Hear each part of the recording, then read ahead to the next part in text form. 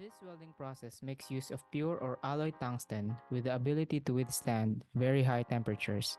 The electrode is not meant to be consumed.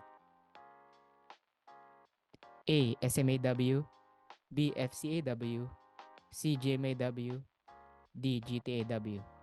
Now this welding process talks about making use of a pure alloy tungsten that is subjected to a very high temperature. So letter A, SMAW, is known as stick welding, so it uses a consumable electrode. So that does not match what is being asked in the question. FCW is made up of a tubular electrode, so there's no tungsten in there. GMAW consists of a meters and meters of wire that is being fed to the gun, and it doesn't have tungsten in it. So GTAW, or gas tungsten arc welding, makes use of alloy tungsten that is subjected to a very high temperature, and it is fused with a filler metal or a filler rod that is being fused to the base metal as to weld it in place. So the answer here is GTAW, or gas tungsten arc welding, or commonly known as TIG welding. Next question. What will be the setting of the welding machine for GTAW if the welder intends to hit the base metal more? Letter A, AC. Letter B, DCEN, or DC electrode negative. Letter C, DCEP, or DC electrode positive. Or D, none of the above. So welding machine commonly has the what we call as electronegative flow, right? So it flows to a circuit in an electric or an electrode negative flow manner. So for letter A, AC, so if it is AC, it will not heat the base metal more because of its sinusoidal kind of curve. If you plot it on if you plot the current, so basically the electrode is not in contact, or it seems like it's not in contact with the metal for a very long period, or much more like SMAW. You can use AC because basically when you can run out of the electrode, you basically take out the contact of that filler metal to the base metal. So it is okay to use AC for that. Letter C, DCEP, heats the base metal more for SMAW because of the electronegative flow. Basically, the base metal will be heated up more because of that kind of circuitry or circuit flow. So the answer here is letter B, DCEN. So for GTAW, one thing you can remember in the CWI exam is it is some sort of opposite the electronegative flow or the flow of the current from SMAW, which is DCEP, if you want to heat the base metal more. So basically, if you want to heat the electrode more, you need to have DCEP for GTAW. So it's kind of opposite philosophies for GTAW and SMAW in terms of the electrical characteristics of the two process. So something to remember. Next question.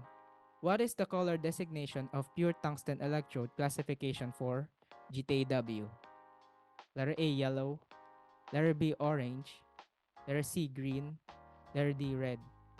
So there's no way around this question but to memorize the different electrode classification for GTAW, or the designation for the electrode classification for gas tungsten arc welding.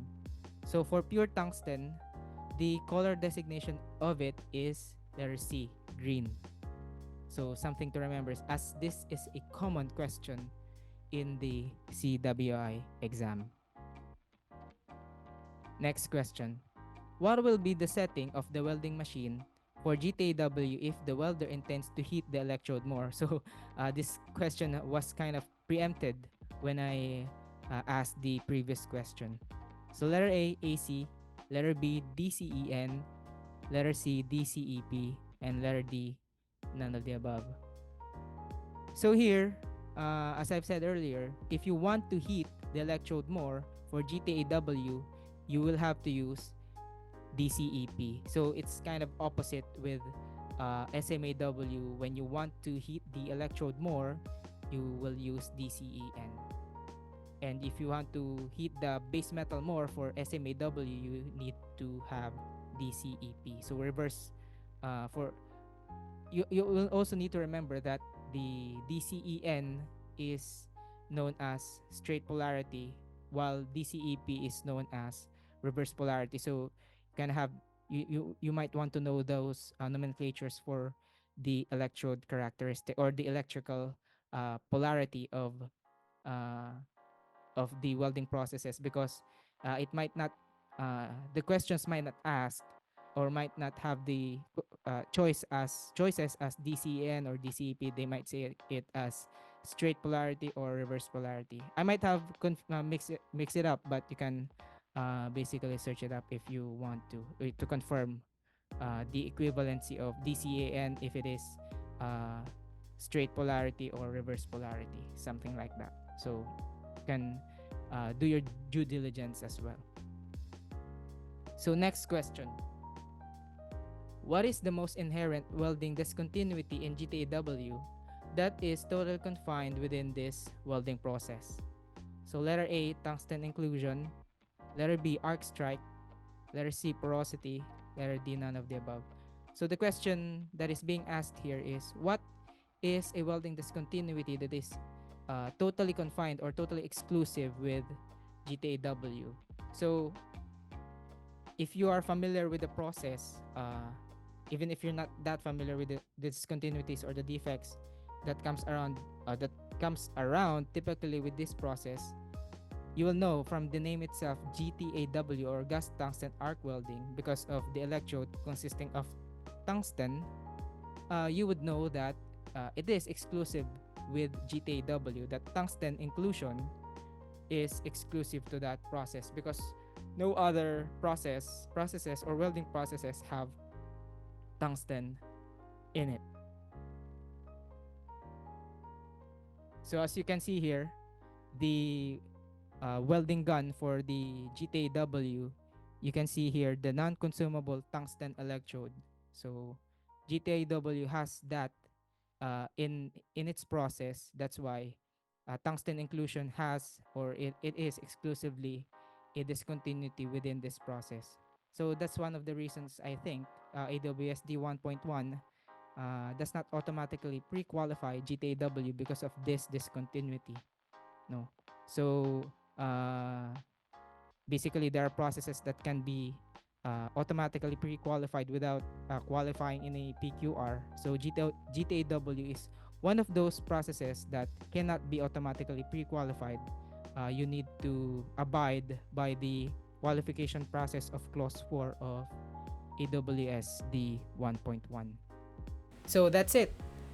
If you want to kickstart your journey to become a CWI, I have a link down below in the description that will take you through a free online course regarding the introductory part of the fundamentals of the CWI exam. Basically, it covers the welding inspector roles and responsibilities and the welding safety practices.